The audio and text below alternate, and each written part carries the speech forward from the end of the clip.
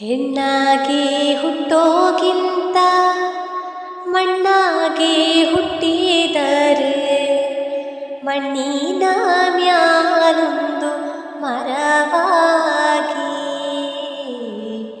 ಮಣ್ಣಿನ ಮ್ಯಾಲೊಂದು ಮರವಾಗಿ ಹುಟ್ಟಿದರೆ ಪುಣ್ಯವಂತರಿಗೆ ನೆರಳಾಗಿ.